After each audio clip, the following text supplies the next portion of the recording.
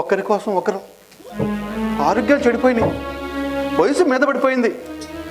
ఏదైనా అర్ధరిత్రో అపరిత్రో ఏదైనా హడావుడిగా ఏదైనా ఆరోగ్య సమస్య వస్తే ఎవరు మాకు సాయం చేస్తారో అర్థం కాని పరిస్థితి, ఎవరిని నమ్మాలో అర్థం కాని పరిస్థితిలో గత్యంతరం లేక మేమే వృద్ధాశ్రమానికి వెళ్తున్నాం తప్ప మా బిడ్డలు మమ్మల్ని నిర్ణయం చేయలేదయ్యా. మా బిడ్డలు మమ్మల్ని నిర్ణయం చేయలేదు. మేమే మేమే మేమే మా బిడ్డలు నిర్ణయం చేశాం. మేమే మా బిడ్డల్ని మా నుండి దూరంగా శాశ్వతంగా ఇచ్చివేశాం. దాని పర్యవసానమే ఈరోజు మాకు అవస్థ. కానీ ఒక్కటి చెప్తున్నా,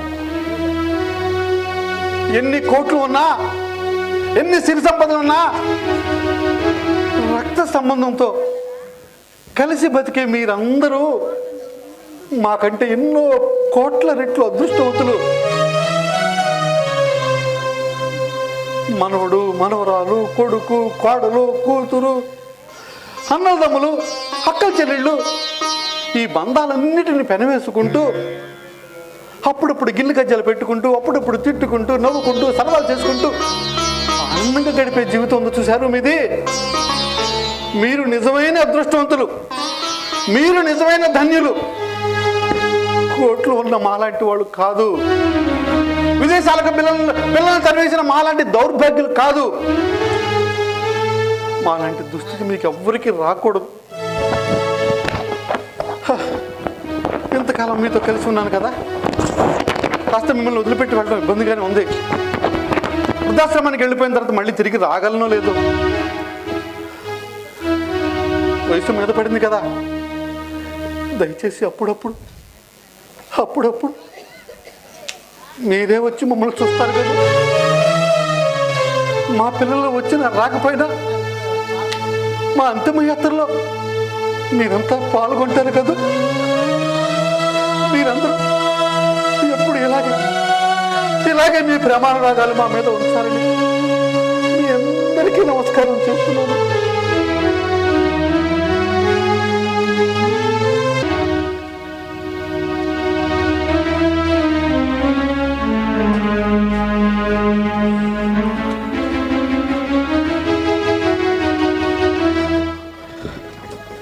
వసు, అంతా సర్దేశావా? వెరీ గుడ్, సర్దేసినట్టుగానే ఉన్నావుగా. ఇంతకీ ఆ బ్యాగ్లో ముందు బిళ్ళ కూడా పెట్టేశావా?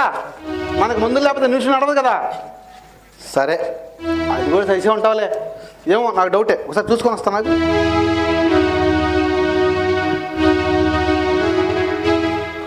సర్దేశావుగా, very good very good. Vasu, ఈరోజు నాకు చాలా ఆనందంగా ఉంది. ఏదో మన పిల్లలిద్దరు లేరని మనం బాధపడుతున్నాం, కానీ ఈరోజు మన కాలనీ వాళ్ళు నా మీద చూపించిన ప్రేమ ఆప్యాయత చూసి జీవితం ధన్యమైపోయింది. అయితే ఒక్కటి మాత్రం జరిగింది, మన పిల్లలు ఏదో దుర్మార్గం చేశారని, విదేశాల్లో వాళ్ళు ఉండిపోయి మనల్ని ఇక్కడ ఆనందం చేశారని చెప్పేసి మనం బాధపడుతున్నట్టే వాళ్ళు బాధపడుతున్నారు. కాకపోతే మనకు అన్నీ తెలిసి బాధపడుతున్నాం, పాపం వాళ్ళకి ఏం తెలియక బాధపడుతున్నారు. అందుకే గట్టిగా చెప్పేశాను వాళ్ళకి, అయ్యా పిల్లలు దూరం అయిపోవడంలో వాళ్ళ పాత్ర ఏం లేదు, అంతా మాదే తప్పు, మేమే కావాలని తప్పులు చేసుకున్నాం, పిల్లలందరూ నెట్టేసాం బయటికి, ఫలితంగా ఇలా అనుభవిస్తున్నామని చెప్పా. కరెక్ట్గానే చెప్పాను కదా. ఇదిగో, జీవిత చర్మాంకంలో ఎవరైనా సరే ఎప్పుడైనా సరే అంతా మన మంచికే అనుకుంటూ బ్రతికితే అంతకంటే మంచి మరొకటి లేదు. ఇదిగో, నీలాగా బాధపడతా కూర్చుంటే జీవితంలో అన్ని ఆనందాలు దూరం అయిపోతాయి, ఏడుపు ఒక్కటే మిగులుతుంది. ఏడుపు గుడ్డులాగా నీ ముఖం నేను, నా ముఖం నువ్వు చూసుకుంటూ బతకాలి. వెరీ ఫూలిష్నెస్ కాదు? ఇంత చదువుకున్నాం, ఇంత చేసాం, ఇంత సంస్కారవంతులు అందరూ శబాష్ అని కూర్చుంటే మనమేంది ఏడుపు కాళ్ళు ఈడుపు ముఖం చేసుకొని చీ చీ చీ బా వెళ్దాం బా వచ్చు లే.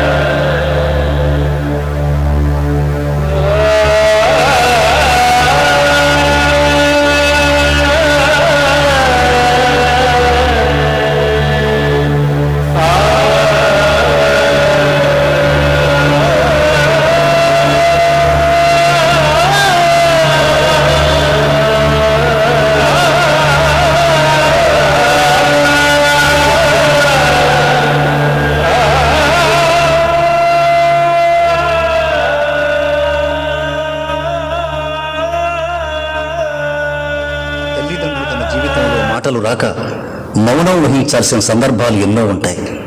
వాటికి మోగరోధంలో సాక్ష్యాలుగా నిలుస్తాయి.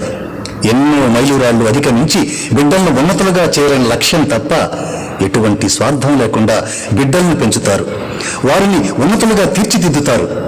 కానీ పిల్లలు తల్లిదండ్రుల జీవితాల చరమాంకములో అనాథలుగా వదిలేయటం నిజంగా దురదృష్టకరమే. ఇలాంటి పరిస్థితి ఏ తల్లిదండ్రులు రావాలని కోరుకోరు. ఒకవేళ వస్తే వారు మాట్లాడటానికి మాటలు ఉండవు, మౌనం తప్ప.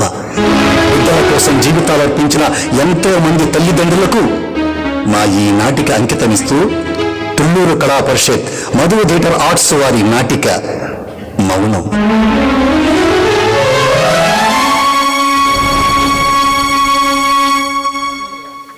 మనవి